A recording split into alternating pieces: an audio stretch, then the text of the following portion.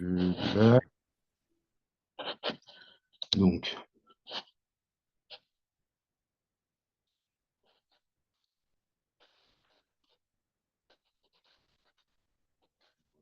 petit instant, je vais tout de suite partager la présentation.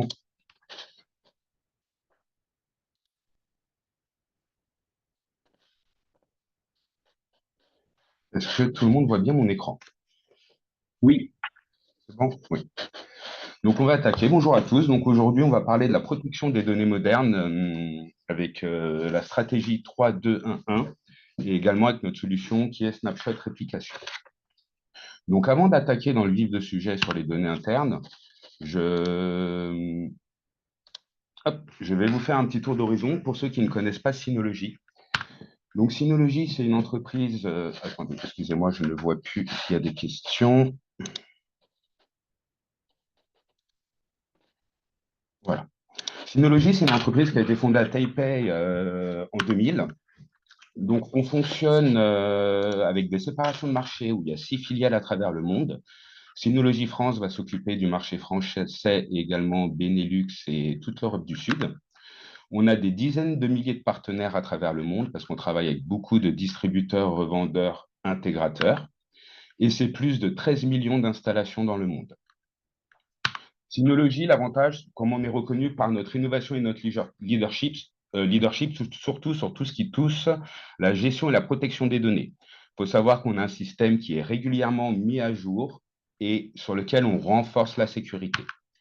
On a également une reconnaissance du marché, car ça fait 13 années consécutives qu'on gagne le prix du PCMag Reader's Choice. Et on a également une satisfaction globale de nos clients et de fiabilité au-dessus de 9 sur 10, qui est vraiment très bien pour nous comme entreprise. Également, Synology, c'est le focus sur les clients avec des solutions sur mesure pour tous les secteurs. On a une expertise dans la transformation digitale et on a également un vrai engagement sur la satisfaction client. Aujourd'hui, nos produits tournent autour d'un système d'exploitation unique qui s'appelle DSM pour Disk Station Manager. C'est un OS qui permet déjà dans un premier temps d'améliorer nos performances au niveau de nos produits. On a également une interface HTML responsive en 5. On a une sécurité renforcée. Aujourd'hui, on est clairement reconnu pour cette partie sécurité. Et l'avantage également, c'est qu'on fournit un système complet avec plus de 100 packages natifs qu'on peut installer sur le produit. Aujourd'hui, surtout côté backup et sécurisation des données, quels sont nos applicatifs phares? C'est Active Backup pour une protection de workload. On a Snapshot Réplication pour la protection des données, c'est l'item qu'on va aborder aujourd'hui. On a Hyper Backup pour une sauvegarde pure 3-2-1. On a Virtual Machine Manager pour la virtualisation et on a Storage Manager pour tout ce qui est administration des données. Quand je vous dis que la sécurité était très importante chez Synology, aujourd'hui, notre sécurité est vraiment reconnue avec une authentification 2FA, avec en plus le support du FIDO2. Donc, aussi bien avec un code OTP qu'avec une empreinte ou bien une clé USB avec une clé de chiffrement. L'ensemble du matériel et des échanges, on est en chiffrement AES 256 bits, 256 pour vraiment garantir la sécurité des données pour nos clients. On a une intégration totale avec les systèmes AD et LDAP qui permettent en fait à nos produits de s'intégrer parfaitement dans une infrastructure d'entreprise. Et puis bien sûr, vu que la sécurité est importante, on a également un pare-feu intégré avec géolocalisation des tentatives d'intrusion. Ça, c'est notre système d'exploitation qui est basé sur l'ensemble de nos produits. Si maintenant je vous parle rapidement de nos produits, aujourd'hui, on peut splitter nos segments de marché en trois bases. On a le B2C pour les clients particuliers. Je ne vais pas évoquer ces modèles-là aujourd'hui. On a les modèles série Plus et XS qui sont destinés aux petites entreprises et PME. C'est des produits qui vont être utilisés pour faire du stockage évolutif, du partage de données et qui permettent d'avoir des grosses capacités de stockage vu qu'on a des modèles qui vont jusqu'à 36 bits disques. On a notre gamme entreprise qui, elle, est vraiment dédiée aux besoins d'entreprise sur les gammes série XS+, SA, FS et HD, avec une double alimentation redondante, 10 des ports 10 Go d'intégrés et surtout, chez Synology, les produits de la gamme entreprise ont droit à un support premium entreprise. Si je fais un petit tour d'horizon, on a des machines qui sont adaptées pour de la virtualisation, pour faire du stockage en data center. Également, lorsqu'on a des grosses tâches intensives en entrée-sortie, avec notre modèle full flash qui est le FS6400. Et également un modèle pour de la très haute densité de stockage, vu que c'est un modèle qui peut accepter jusqu'à 300 modèles de disques. Donc ça, c'est à peu près la gamme qu'on a, avec le même système d'exploitation dans l'ensemble de ces produits. En fait, on va simplement s'adapter aux besoins. On est également de plus en plus à l'écoute de nos clients avec des solutions qui vont bientôt arriver, avec Active Protect, qui est une solution spécifiquement dédiée uniquement au backup. Donc, avec la protection complète, on a pris en compte des comptes SaaS. Vu qu'on est dédié au backup, l'avantage, c'est qu'on a des performances un peu plus importantes. Alors, attendez, je ne vois pas très bien les réponses. Voilà. Et la GES Series, qui va être une architecture qui va arriver dans les prochaines années, où on va mettre en place du scale-out de 3 à 96 nœuds par cluster, avec une possibilité d'atteindre 20 pétas de stockage brut. Donc là, on est vraiment dans des très grosses interfaces avec un support SMB, NFS et S3. Donc ça, c'est les produits à venir. Donc voilà pour nos présentations rapides de Synology. Hop. Maintenant, le programme du jour. Je vais faire une petite introduction sur, déjà, dans un premier temps, vu qu'on parle de protection des données modernes, déjà, on va faire un point sur le contexte de la cybersécurité en 2024. Quels sont les enjeux business, mais surtout les impacts financiers. Après, on verra l'évolution de la stratégie classique 3-2-1 en 3-2-1-1, avec, bien sûr, c'est venu avec l'évolution des besoins, la mise en place de l'immutabilité et également les meilleures pratiques dans le cas des sauvegardes des données. On se penchera un peu plus sur notre outil intégré dans notre système d'exploitation qui s'appelle Snapshot Réplication. On verra son architecture, sa configuration, mais également quels sont ses bénéfices. Et on finira par une session de démonstration où je vous montrerai un peu comment est-ce qu'on configure un snapshot, une partie immuable, comment est-ce qu'on peut restaurer, et les différents cas d'usage qu'on peut avoir. Donc, plus les années avancent, plus on se dit, 2023, on s'était dit que c'était l'année de tous les dangers cyber, et ben 2024, on se dit la même chose. Un chiffre qui fait vraiment très peur, c'est qu'aujourd'hui, on estime en moyenne que la fréquence des cyberattaques par organisation et par semaine, on est à 1636 attaques.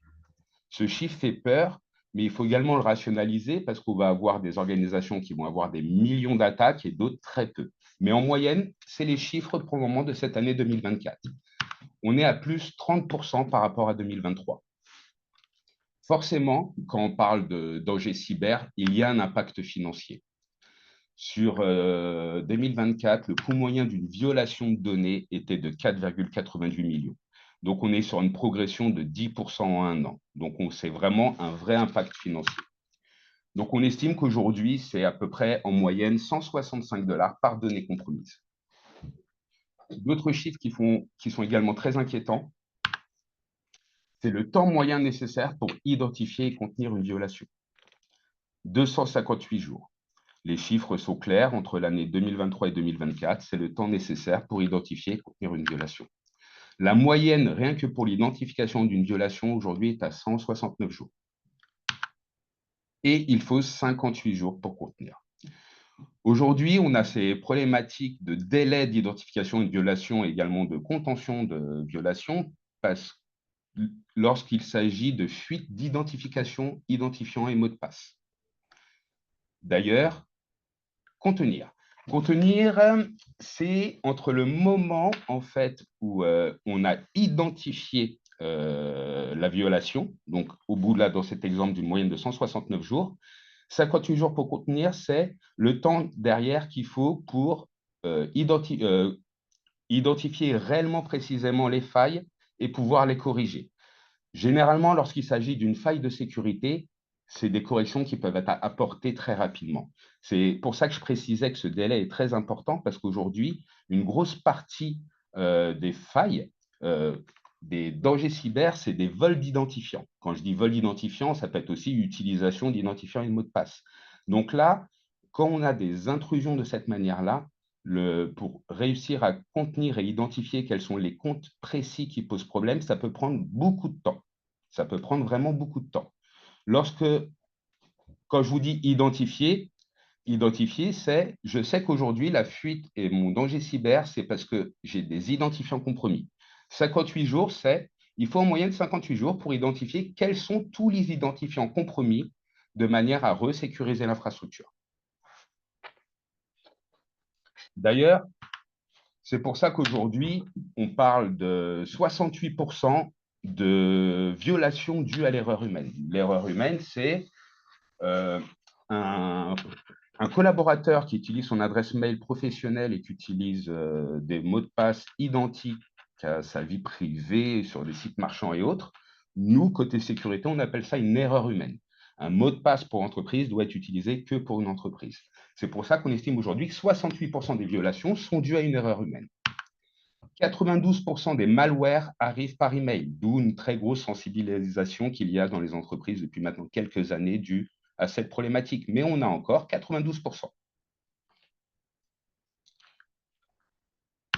On est vraiment dans un contexte qui exige une protection renforcée quand on voit qu'aujourd'hui, que 61% des PME ont été une cible d'une cyberattaque, que 46% des cyberattaques ciblent les entreprises de moins de 1000 employés, donc ça touche la moitié, c'est vraiment des petites entreprises. 75% des PME ne pourraient pas continuer leur opération après une attaque par ransomware, c'est la dure réalité du marché. Et 95% des incidents de cybersécurité dans les PME coûtent entre 800 et 650 000 dollars. Pour une petite entreprise, c'est un vrai impact financier. C'est d'où le chiffre au-dessus de 75% des PME ne pourraient pas continuer leur opération après une attaque.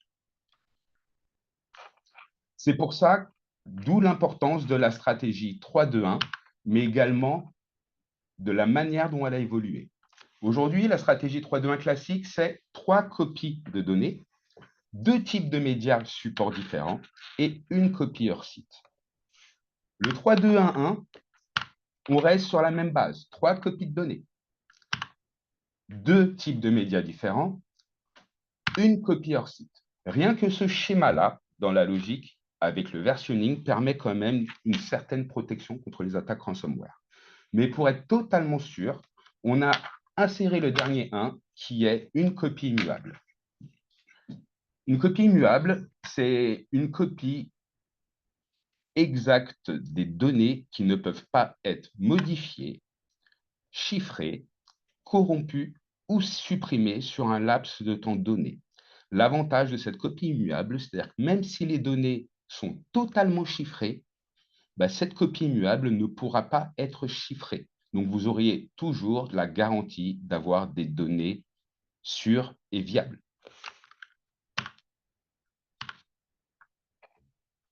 Cette copie immuable vient du WORM.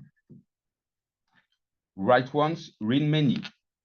Comme son nom l'indique, on peut l'écrire qu'une seule fois. Donc, pas de chiffrement, pas de suppression ou autre, mais on peut l'ouvrir autant de fois qu'on veut.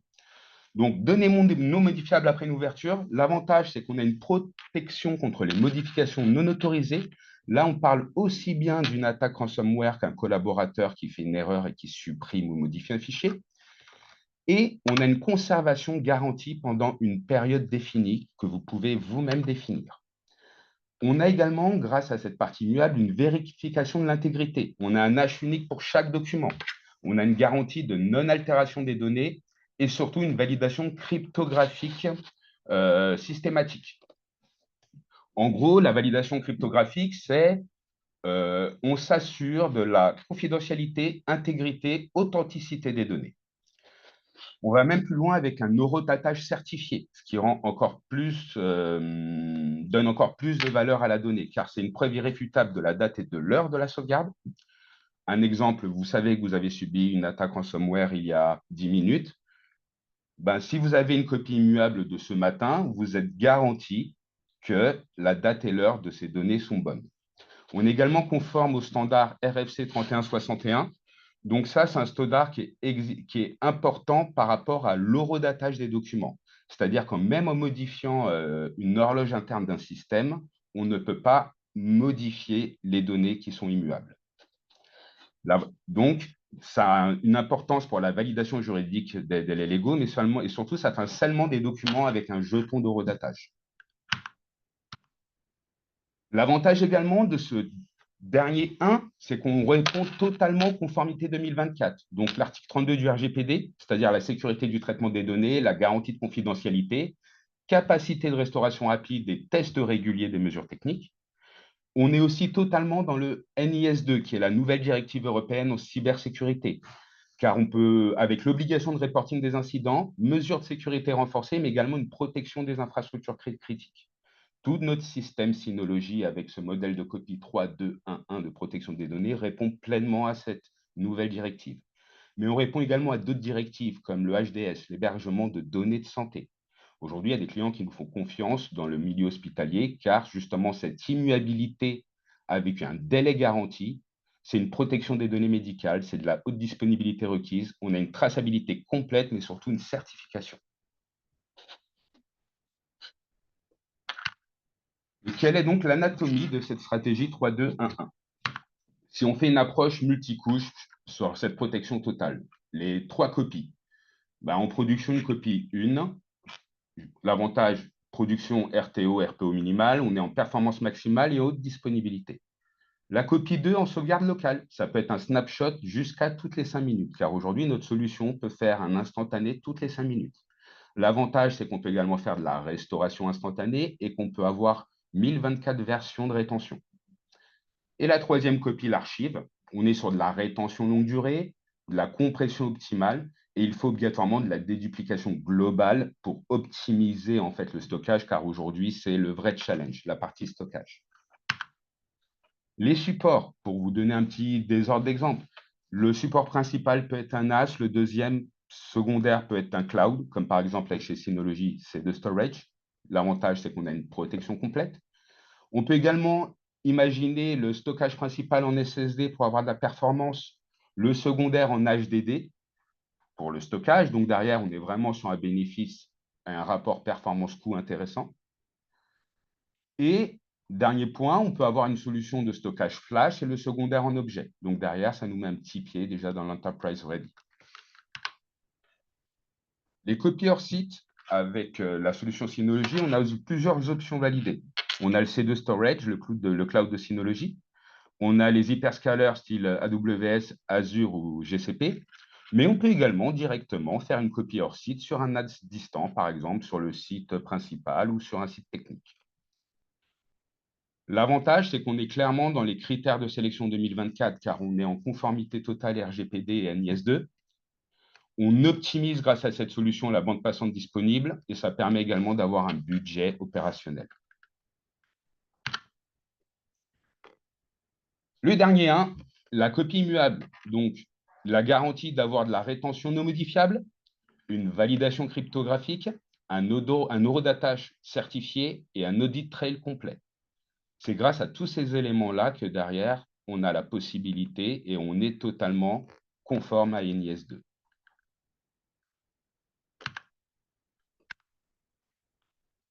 Donc, si on fait un petit tour rapide, dernière ligne de défense, c'est vraiment la protection WORM, car on a un WORM, Write Once, Read Many. On a une conservation garantie des données, ça c'est ultra important, une intégrité absolue, mais c'est surtout que dans le cadre de NIS2, on a une preuve légale d'un backup qui a été, d'un snapshot qui a été immuable et sur de quand date cette immuabilité. On a une protection multicouche. Ransomware, si on a une menace ransomware, la solution, c'est que les données sont inaltérables. Le bénéfice, c'est qu'on est en protection totale. Je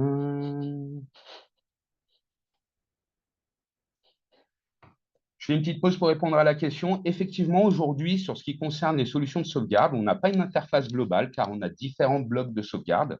Aujourd'hui, il y a une vraie demande de ce besoin-là, uniquement pour le backup.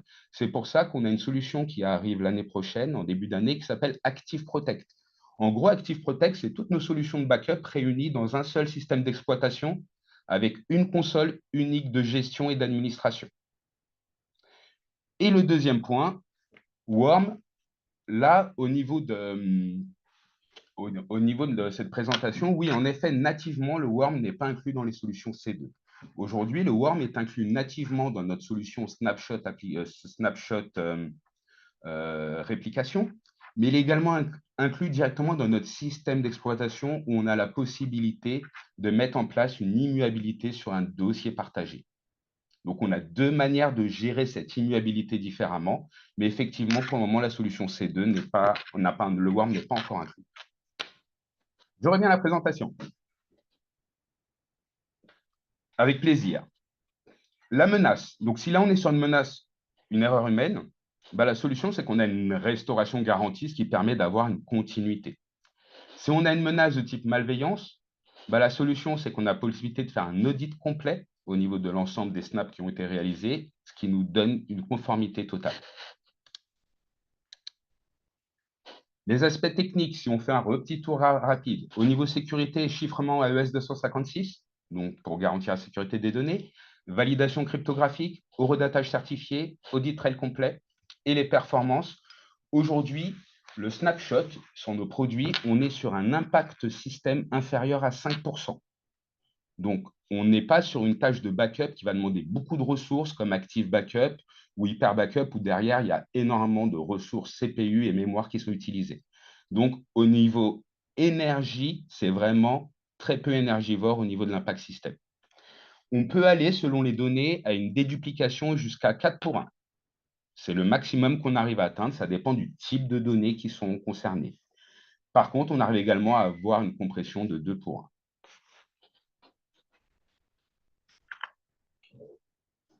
Maintenant, si on fait une petite comparaison sur le rapport protection et récupération.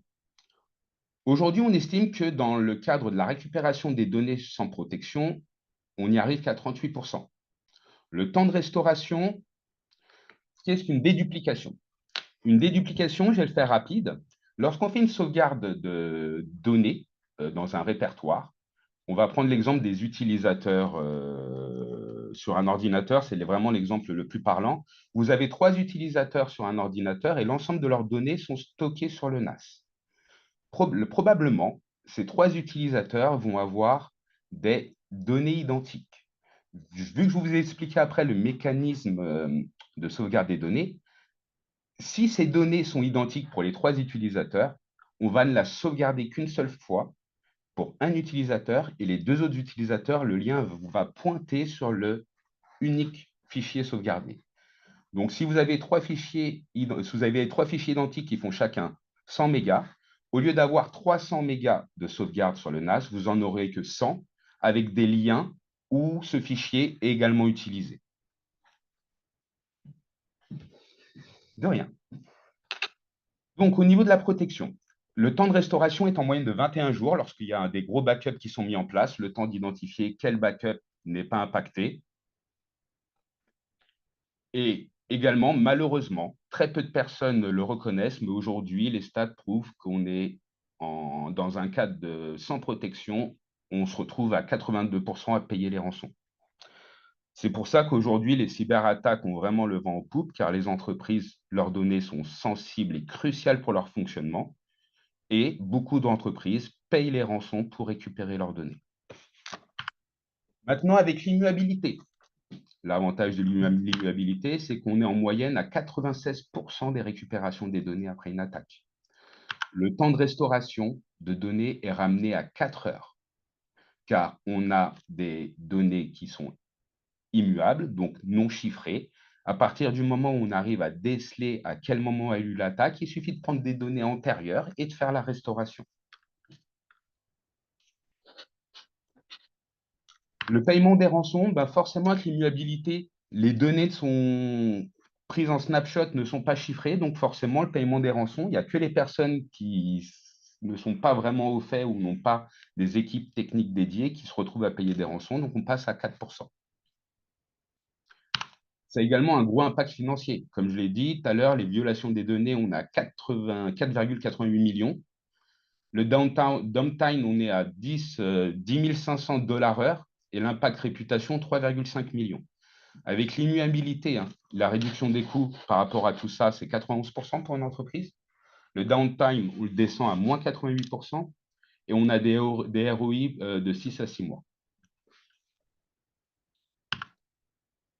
Si on se fait une projection sur 2025, sur ce qu'on peut s'attendre, ben, si on continue cette lignée, on peut s'attendre à une augmentation de plus de 250% sur les attaques cyberattaques.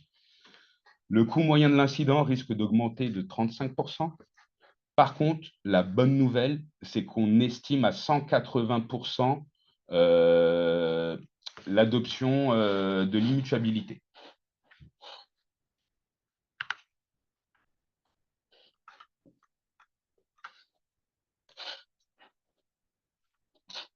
Un petit instant.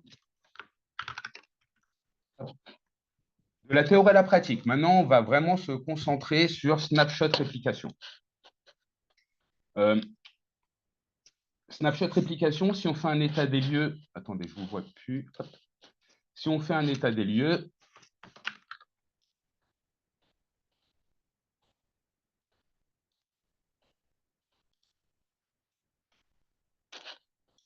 les défis actuels. Donc, le challenge, hein, quand c'est les cybermenaces, l'impact, perte de données, la solution que propose Synology, c'est une protection immuable. Au niveau du temps de reprise, l'impact, ben forcément, le temps d'identifier, de restaurer des données, on a un temps d'arrêt business. Nos snapshots avec notre outil peuvent être pris jusqu'à toutes les 5 minutes. La conformité est importante également parce que derrière l'impact, c'est vraiment un risque légal. Je me répète à nouveau, hein, mais NIS2 et la partie RGPD, ce qui permet derrière d'avoir un audit complet. Les solutions Synology, c'est déjà des solutions natives à notre système d'exploitation DSM 7.2. J'insiste beaucoup sur le 7.2 parce qu'il y en a qui faisaient allusion à d'autres types de NAS tout à l'heure dans la conversation. L'immuabilité a été intégrée uniquement à partir de DSM 7.2. Les versions antérieures n'ont pas la possibilité de faire tout ça. Mais aujourd'hui, même un NAS qui a 5, 6, 7 ans de la gamme entreprise peut être équipé de la solution DSM2. Un autre très gros point fort au niveau de notre solution, c'est qu'il n'y a pas de coût de licence. C'est un peu la philosophie de Synology. Pour ceux qui nous connaissent, dans tout ce qui est backup, on part du principe qu'une entreprise, on lui fournit un ensemble, un packaging, matériel, système d'exploitation et outils de backup. Tout ça, c'est natif, sans licence additionnelle. Synology, aujourd'hui aussi, c'est un support 24/7 par ticketing, mais on a également un support entreprise dédié avec possibilité de faire de l'AnyDesk et du call sur les unités enterprise. L'avantage également de Snapshot Réplication, c'est qu'aujourd'hui, on estime que pour mettre en place sa première protection, c'est un déploiement qui prend moins de 15 minutes. Donc aujourd'hui, même pour les entreprises et les DSI, on n'est pas sur une solution énergivore au niveau du temps de déploiement. Les bénéfices immédiats, forcément, grâce au snapshot, toutes les 5 minutes, on est en RTO inférieur à 15 minutes.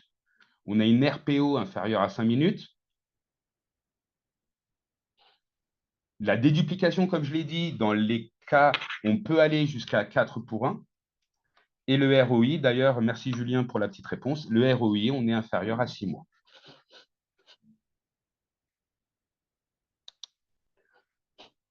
Snapshot, c'est la protection en temps réel. Donc, on est sur l'idée de donner une solution performante et simple pour vos données. Voilà. Donc, on a le point-in-time copy, le copy and write. On fait tout en bloc avec un système de tracking pour être sûr d'avoir de la cohérence dans les données. Et l'avantage également, c'est qu'on est en restauration instantanée. Avec Snapshot Réplication, on peut faire jusqu'à 1024 snapshots par dossier. On a de la réplication incrémentale, ce qui permet vraiment d'optimiser en fait l'espace de stockage que vont prendre les snapshots. On a de la compression inline.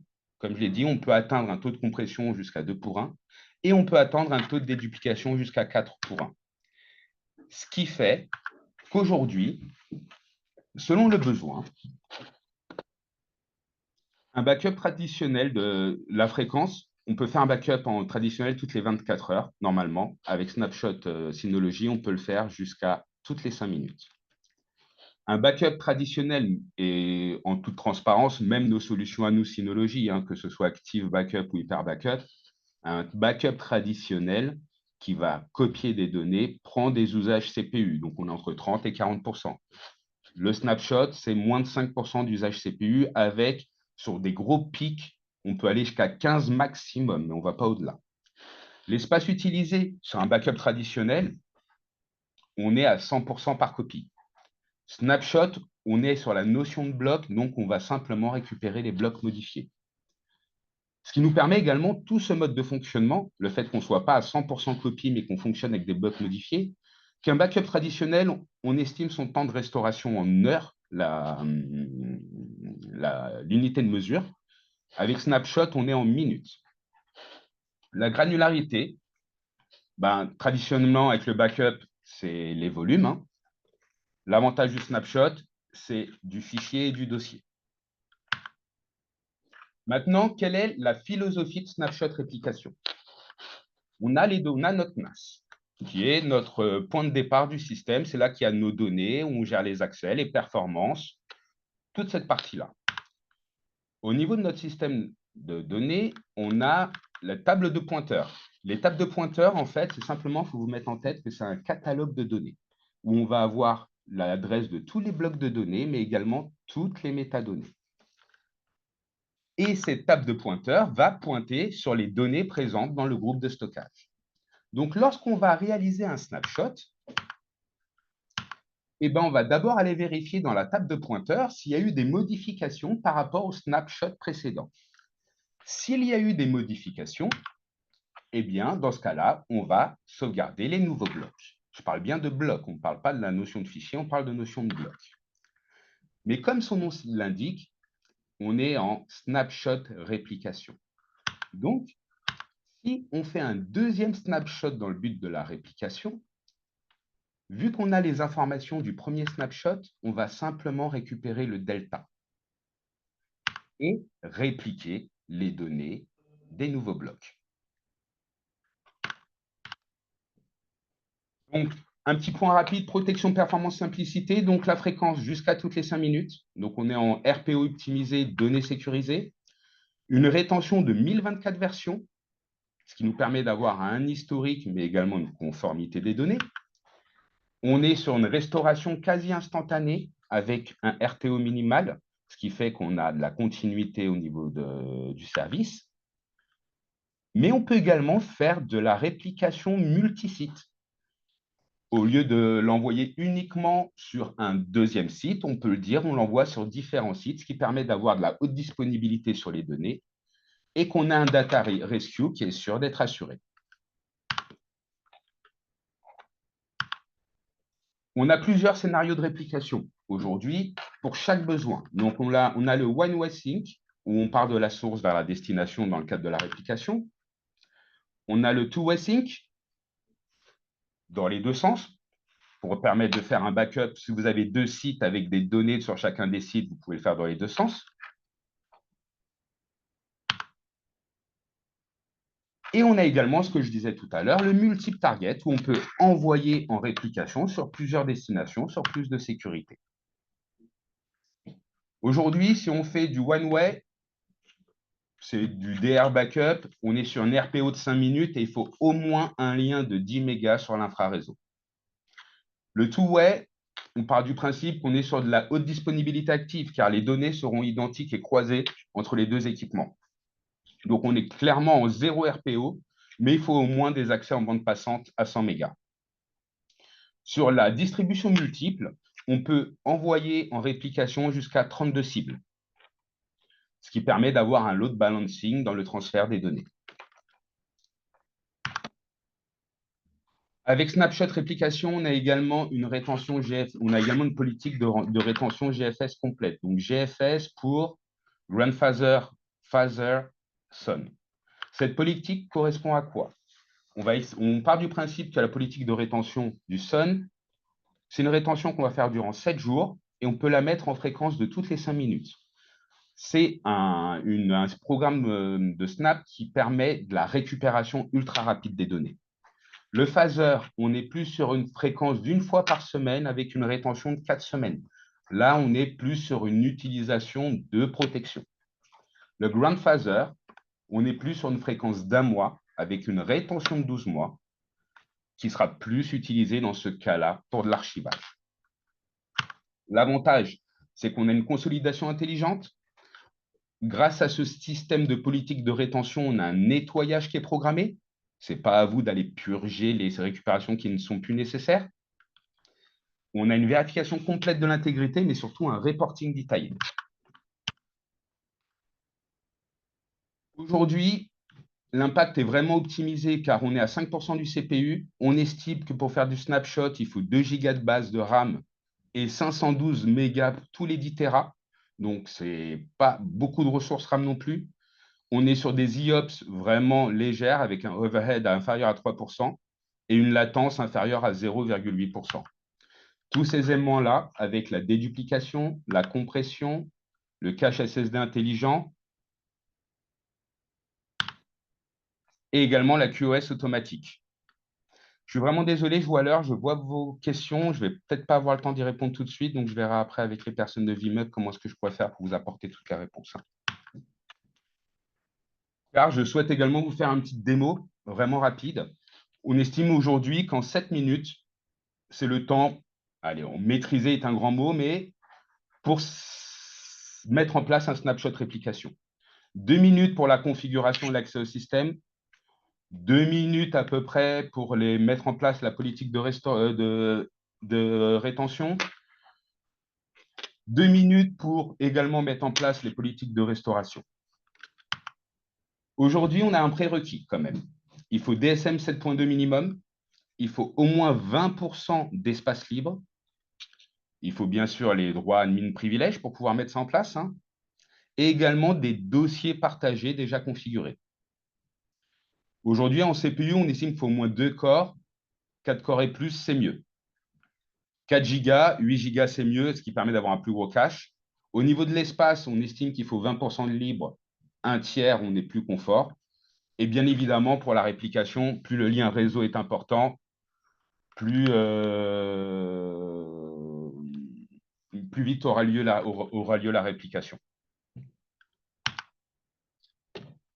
Donc, je vous ai mis quelques petits screenshots. Alors, je vais simplement m'assurer et vous allez me confirmer si vous voyez bien mes écrans. Je vous demande un petit instant. Il est où?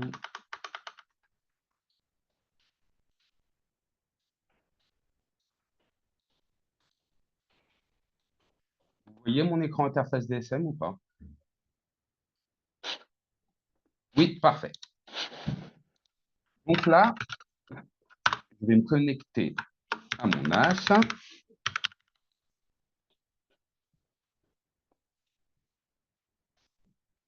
Et je vais lancer Snapshot Réplication. Voilà à quoi ressemble la page d'accueil, où on a un dashboard complet, où on voit l'état des snapshots, une idée sur la protection qui est réalisée, les tâches qui ont été réalisées dernièrement avec les différents points de restauration, les dernières réplications qui ont été réalisées, donc un petit check-up complet. Ici, au niveau du snapshot, j'ai l'ensemble de mes folders présents sur mon NAS. Donc, si je vous ouvre également mon File Station, tous mes fichiers que j'ai ici dans mon stockage, je les récupère ici, avec des infos, si le dossier est protégé, s'il est répliqué, s'il est en attente. D'accord? Ici, on a le point réplication. C'est là où on va voir toutes les infos sur les tâches de réplication sur les sites distance qui ont été réalisées. La partie recovery et la partie log. Je vous détaille un peu tout ça. Aujourd'hui, on peut faire un snapshot et mettre en place un plan de protection aussi bien sur du share folder que sur du LUN. Dans le cas du shell folder, vous avez évoqué tout à l'heure dans la discussion le Active Backup for Business, par exemple. Aujourd'hui, on a une solution qui s'appelle Active Backup for Business qui fait une sauvegarde de l'ensemble des actifs numériques de l'entreprise. On a possibilité de mettre en place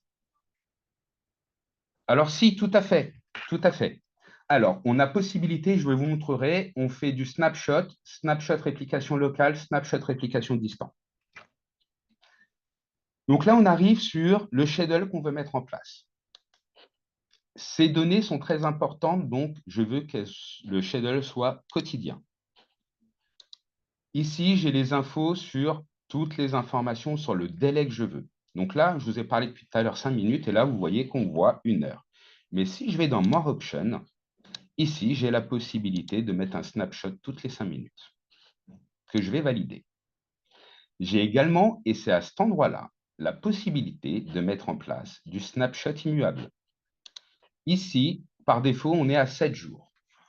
Dans le cadre du snapshot, nous, Synology, on recommande une immuabilité entre 7 et 14 jours, car on est sur de la récupération rapide de données, sur de l'attaque ransomware. Donc, logiquement, un snapshot qui a si on se rend compte d'une attaque ransomware au-delà de 14 jours, euh, c'est qu'on ne va pas régulièrement et souvent accéder à nos données. Donc, on estime que 7 jours, c'est le délai normal. On a la possibilité à cet endroit-là de mettre en place, comme je le disais, le programme de rétention. Soit je décide, je garde uniquement les 128 derniers fichiers. Soit je décide, je garde tous les snapshots sur 7 jours glissants. Soit ou alors, je mets en place la règle de rétention grandfather, father and son. À la fin de la journée, je vais garder un seul snapshot. Au bout des 7 jours, je vais garder un seul snapshot par jour. Au bout des 2 semaines, un seul snapshot par semaine et ainsi de suite. On a également la possibilité ici de cocher une option qui est Make Snapshot Visible. Cette option peut être très utile, mais il y a des gros risques. Quand je dis très utile, c'est en activant cette option, un utilisateur Windows, par exemple, aura possibilité directement via le menu contextuel de Windows sur un fichier de pouvoir faire de la restauration à un point précis, ce qui donne beaucoup d'autonomie à chacun des collaborateurs. Mais ça oblige également d'avoir une règle de gestion des droits ultra stricte au niveau du NAS pour éviter toute bêtise. Moi, je ne vais pas le faire.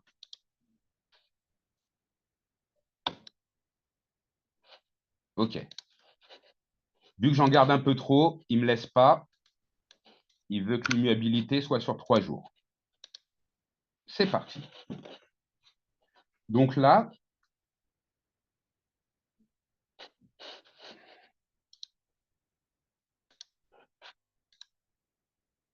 c'est des habitudes.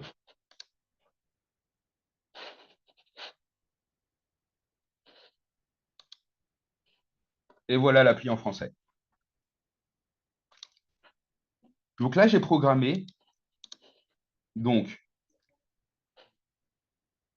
quotidiennement, toutes les 5 minutes, je vais sauvegarder, faire un instantané de ce dossier en mettant 3 jours de protection immuable. J'ai un plan de rétention complet qui est en place et je ne souhaite pas le partager. Donc là, le snapshot est fait en local et en immuable. Pourquoi est-ce qu'également on peut faire un snapshot immuable local? Également, le fait qu'il soit immuable, il est protégé, et local, ça permet de restaurer beaucoup plus vite les données. Et il y a également un autre cas réel de la vie, c'est qu'aujourd'hui, il y a des entreprises qui n'osent pas investir massivement, entre guillemets, dans l'achat de produits et qui font tout sur un même NAS. L'avantage, c'est qu'on est très loin du 3-2-1-1, mais l'avantage, le dernier 1 peut s'appliquer sur le NAS en local. Donc, même s'il y a un chiffrement complet des données qui est fait sur le NAS en local, le système n'est pas chiffré et le snapshot n'est pas chiffré, ce qui permet de restaurer les données. Au niveau de la réplication, comment ça se passe? Au niveau de la réplication, alors la grosse différence avec Hyper Backup, c'est que on a de l'immuabilité qui n'est pas intégrée dans Hyper Backup, mais c'est surtout qu'on travaille sur la notion des métadonnées et des blocs, ce qui nous fait énormément gagner en performance et en efficacité, mais également en performance et de sauvegarde et de restauration. Donc, je vais créer une règle de réplication. À ce niveau-là, pour la question qui a été posée tout à l'heure, réplication locale ou distante, donc moi, dans le cadre de mon test, je vais prendre une réplication distante pour être conforme à mon modèle 3, 2, 1, 1. On va mettre l'adresse IP serveur. On va mettre en place la connexion chiffrée. Je vais m'authentifier.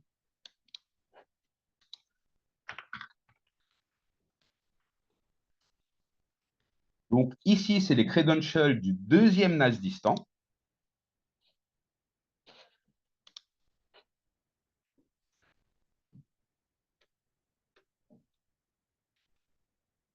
Sur quel volume du NAS distant je souhaite le sauvegarder.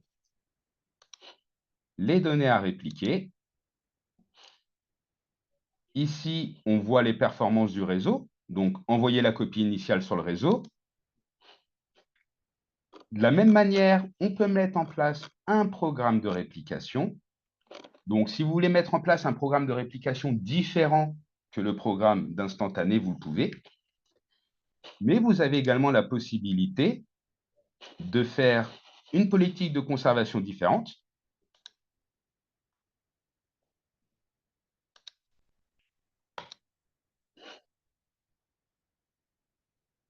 Donc, on va attendre un petit peu que ça charge. En attendant, si je me connecte sur mon NAS distant,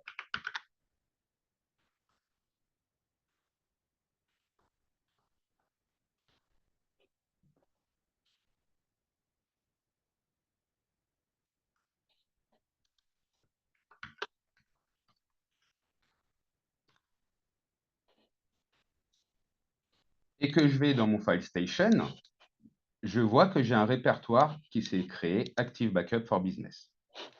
Si je lance sur mon NAS distant Snapshot réplication, je vois qu'il y a une tâche de réplication en cours, qui est justement la réplication de mon dossier Active Backup for Business. Donc là, on est sur la première réplication. Ça va prendre un peu de temps parce que ici, on se rend compte que mon dossier il y a 3 gigas. Donc, le premier point est dépendant du réseau, on est déjà à 73%.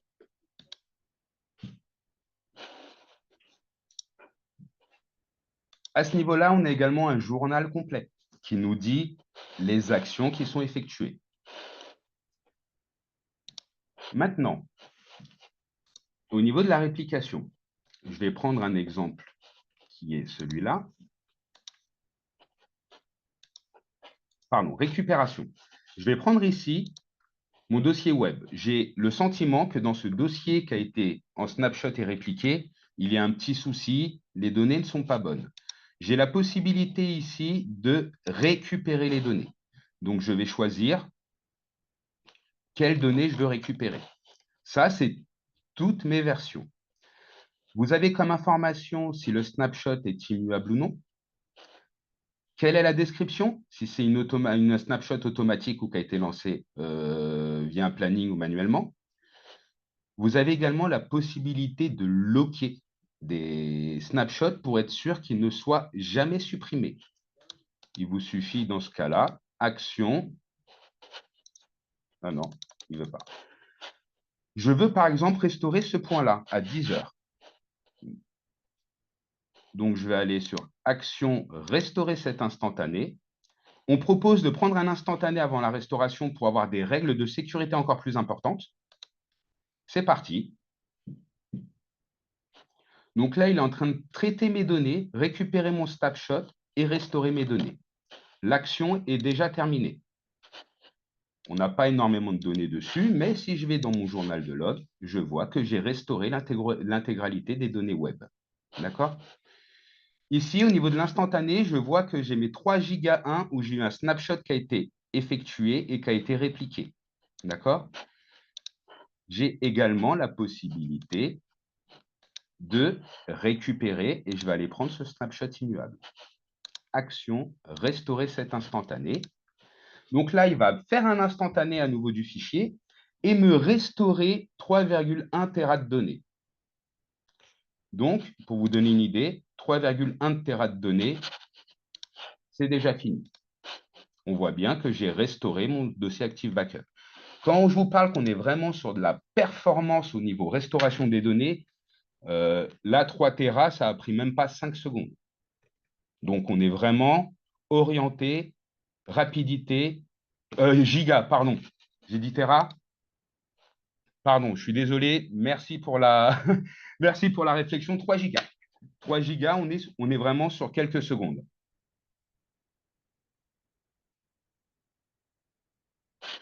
Alors, en fait, on s'appuie sur les blocs de données. C'est comme ça que l'immuabilité est garantie. Nous, on s'appuie uniquement sur les blocs des données, mais les informations qu'on récupère, elles, ne peuvent pas être chiffrées.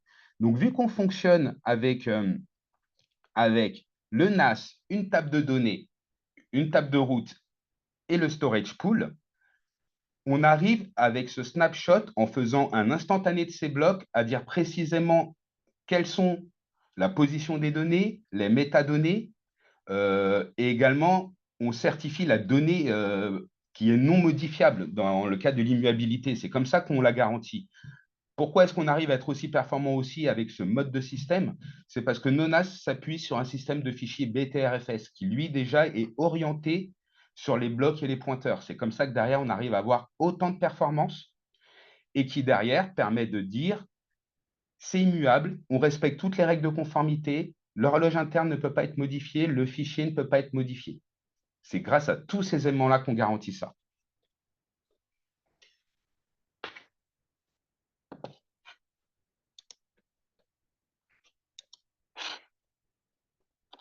Alors, j'ai peur de dire une bêtise, mais dans la logique, la réplication, pour moi,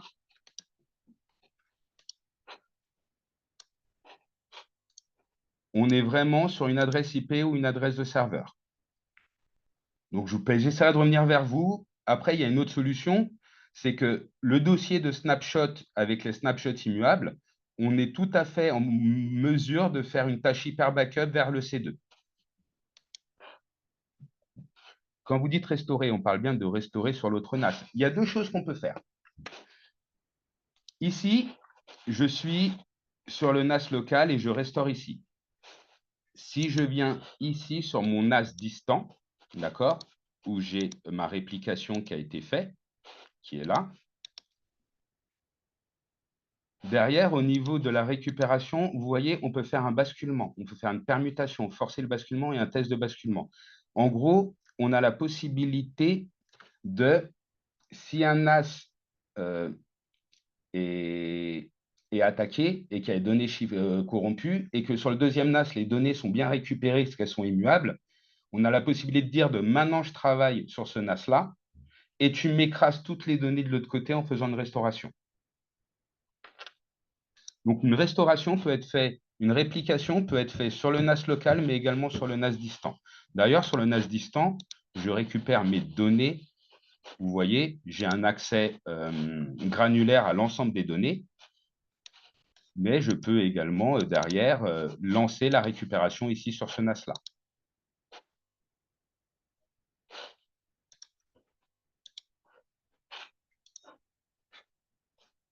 Donc voilà le petit tour de snapshot réplication. J'ai vu que certains de mes collègues avaient mis les petits liens avec plus de détails dans la conversation. Alors, vous revoyez bien au niveau de mon écran de présentation? C'est bon, oui.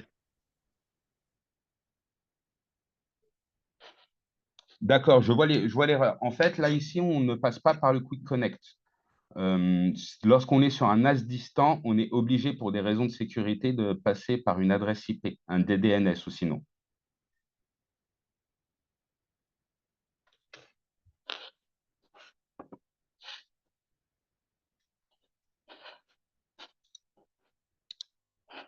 Donc aujourd'hui, de la récupération simple au disaster recovery. Donc aujourd'hui, la récupération simple, quand on parle d'un fichier unique, on parle que c'est quasi instantané. C'est l'utilisateur lui-même qui a fait une boulette sur son fichier, il fait un clic droit, récupérer, restaurer une version précédente et il récupère l'information. Le dossier complet, on estime qu'il faut à peu près entre 2 et 3 minutes le temps qu'il soit remonté. Parce que là, derrière, on n'est pas sur une restauration directe de fichiers, on remonte les données. Dans le cadre d'un ransomware, lorsqu'on est sur un rollback complet, Pareil, hein, selon la quantité de données, mais on estime qu'il faut entre 5 et 15 minutes. Un rollback complet de ransomware, c'est ce qu'il y a de plus complexe, non pas dans l'action d'effectuer le rollback, c'est dans l'action d'identifier quelle est la bonne sauvegarde qu'il faut restaurer. Les questions rapides qu'on peut avoir, généralement, c'est, sur notre solution de snapshot réplication, c'est quels sont les impacts sur le système au niveau performance. Donc, comme je vous l'ai dit, en moyenne, c'est moins de 5% du CPU. On est en IO minimal, ce qui laisse de la ressource de travailler sur le NAS pour tous les autres applicatifs. Et on a également une optimisation automatique qui est faite au niveau des ressources. Et grâce au plan de rétention GFS, une optimisation automatique du stockage. La capacité, quel est l'espace de stockage nécessaire? On estime aujourd'hui qu'il faut 20 à 30% du volume. On est sur une compression de 2.1 et comme je l'ai expliqué, la déduplication peut aller jusqu'à 4.1. J'ai expliqué brièvement tout à l'heure ce qu'était la déduplication. Elle peut être uniquement en 1 pour 1. Si les fichiers que vous sauvegardez sont tous uniques, on ne fait pas de déduplication sur des fichiers uniques. On n'a pas moyen d'optimiser cette partie-là. Combien de temps faut-il prévoir pour un déploiement complet en entreprise? Un setup basique de snapshot réplication, on estime qu'il faut à peu près 30 minutes. Là, je vous ai montré comment mettre en place un snapshot d'un dossier Active Backup qui fait 3 gigas, de mettre également un plan de réplication sur un NAS distant et de restaurer une partie immuable, on l'a fait en moins de 10 minutes. C'est pour ça qu'on estime qu'un setup basique, c'est 30 minutes. On estime qu'une config complète, il faut compter à peu près 2 heures selon la taille du storage pool. Une migration de système complet pour passer vers ça, il faut compter environ 1 à 2 jours. Et l'avantage également, là, c'est le dernier point qui est très important. Synology, on est vraiment dans une philosophie où on offre un système d'exploitation et un applicatif le plus, selon nous, friend user possible. Il faut derrière qu'il y ait un vrai confort d'utilisation et que ça soit simple. C'est pour ça que sur toute la partie snapshot réplication avec l'ensemble de notre KB et des données présentes sur nos sites, on estime qu'on peut être formé en 2 heures sur la solution.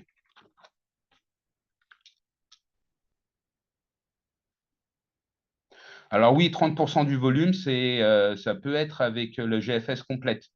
Parce qu'en fait, on peut aller jusqu'à 1020. En fait, le GFS donne le type dont on va sauvegarder les données. On peut garder jusqu'à 1024 snapshots, 1024 snapshots d'un dossier partagé. Donc, selon la durée, au final, même avec un plan GFS, vu qu'on peut garder jusqu'à 1024 GFS, snapshot, potentiellement, on reste sur les mêmes recos.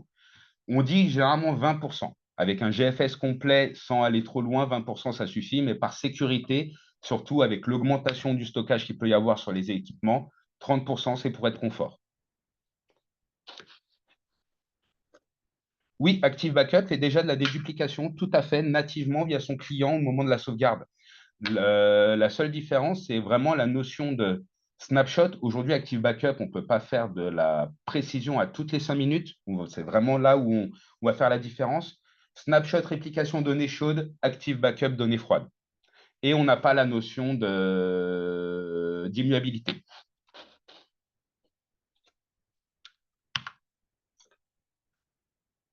Je n'ai presque plus qu'à vous dire maintenant, c'est à vous de passer à l'action pour tous ceux qui ont un NAS Synology, de se mettre en place pour une protection 3, 2, 1 et le dernier petit 1 pour cette petite notion de modernité avec l'immuabilité. Synology, l'avantage de snapshot réplication, grâce aux méthodes de fonctionnement, on peut aller jusqu'à un snapshot toutes les 5 minutes, donc RPO 5 minutes.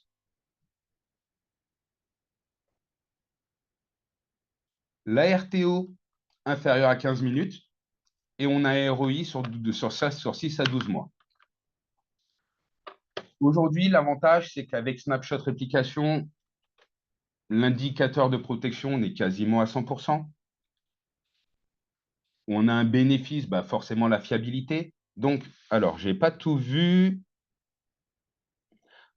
Alors, Snapshot ne se substitue pas à Hyper Backup. On est vraiment sur une philosophie différente. Snapshot, sauvegarde de données chaudes sur un laps de temps vraiment très court, toutes les 5 minutes, pour pouvoir faire de la restauration rapide de données. En plus, en ajoutant la touche immuabilité, on est encore plus dans la notion de sauvegarde de données chaudes. Hyper Backup, on est plus dans la sauvegarde de données froides. On va mettre par exemple une tâche tous les jours ou toutes les semaines, copier l'intégralité des données A à un donné B. Là, dans le cadre de la réplication, on envoie les données uniquement en notion de bloc et d'image en fait sur le NAS distant, et c'est lui derrière en fait, vu qu'on a un temps de restauration rapide, c'est pour ça que dans le NAS distant, on voit tout de suite les folders avec les données. C'est vraiment très très rapide. Ça paraît être la même chose, mais on est vraiment sur des usages différents. Pour moi, c'est totalement logique d'avoir les deux en parallèle. Snapshot toutes les 5 minutes pour vraiment être efficace sur la récupération de données et un hyper backup pour faire un backup complet des données. Le support, comme je vous l'ai dit, Synology, c'est du 24/7 par ticketing. Et derrière, l'avantage, c'est qu'il y a une disponibilité haute. La formation, on estime qu'il faut être 2 heures pour s'auto-former à Snapshot Réplication, ce qui donne une grosse autonomie à chaque entreprise. Et le déploiement, hein, comme je vous ai montré, j'ai fait la restauration, j'ai fait un Snapshot Réplication de mon dossier de sauvegarde Active Backup for Business. On l'a fait en moins de 10 minutes. Donc, on est sur un déploiement ultra rapide. Aujourd'hui, on a des équipes Synology en France qui sont dédiées pour vous accompagner si vous avez des questions. Donc, on a des équipes commerciales que vous pouvez directement contacter via le lien qui est présent ici. On a une équipe pré-sales également qui est là pour vous aider, directement joignable par mail.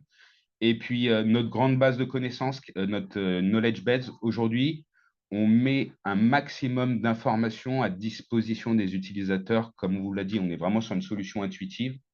Et il faut que des utilisateurs puissent, entre guillemets, s'ils le souhaitent, s'auto-former à utiliser nos produits.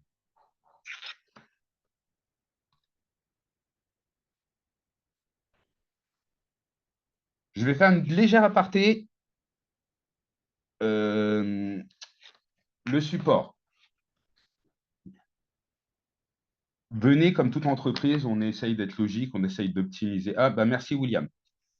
Hop là, William a répondu. William qui est un des managers de l'équipe support. Donc oui, en effet, on a une IA pour gagner du temps qui répond sur les premières questions. Mais si cela ne vous convient pas, n'hésitez pas à relancer le ticket. Derrière, c'est nos supports ici qui prendront la main immédiatement. Synology France, on est les équipes commerciales, marketing, pre-sales, mais surtout support. En France, dans les mêmes locaux, le support chez nous n'est pas sous-traité. On a énormément de dialogue entre les équipes commerciales, les équipes support et les équipes pre-sales, ce qui nous permet d'être relativement très réactifs. Si vous n'avez pas eu le temps de faire un screenshot de ces données-là, je vous mets un petit QR code où vous pouvez tout récupérer. Scanner, ça vous permet d'avoir derrière toutes les informations. Je vais répondre à la dernière question sur la partie Hyper Backup par rapport au ransomware. Hyper Backup en soi-même ne protège pas contre le ransomware. Hyper Backup, selon comment il est configuré, peut être une protection comme le ransomware. Mais si vous faites une tâche d'Hyper Backup sans plan de rétention et que votre nouvelle sauvegarde écrase l'ancienne sans faire de plan de rétention, bah, vous risquez d'écraser des données saines avec des données chiffrées. Donc, en soi-même, avec un gros plan de rétention, Hyper Backup peut protéger contre le ransomware. Mais attention, je vous l'ai dit, Snapshot Réplication, c'est 20 à 30% d'usage disque. Hyper Backup, on fait une copie des données A vers B. Si on met en plus un plan de rétention, votre source de destination doit avoir presque 150% d'espace de stockage par rapport à votre source.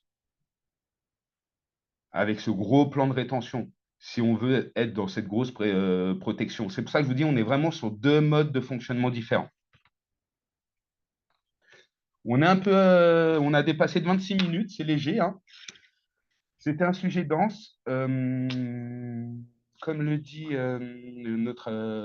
notre gentil accueilleur Vimug, ça sera disponible sur la vidéo YouTube. Merci à tous d'avoir été présents. On sera présent le 13 février 2025 à Paris pour notre grand événement Solution Day. où vous avez plus d'infos sur le lien qui est présent sur le chat et on pourra discuter de toutes nos solutions mises en avant. Merci beaucoup, Fabricio. On a débordé. Non, mais ça arrive. Et puis, enfin, quand on voit l'offre que vous proposez, c'est vraiment très intéressant. C'est quelque chose de solide. Donc, merci pour toutes ces infos. Avec Donc, plaisir. comme c'était inscrit, hein, on va mettre le replay sur la chaîne YouTube.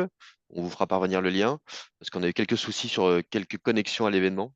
Effectivement, avec une notion d'enregistrement, comme tu as pu Ouais. l'avoir.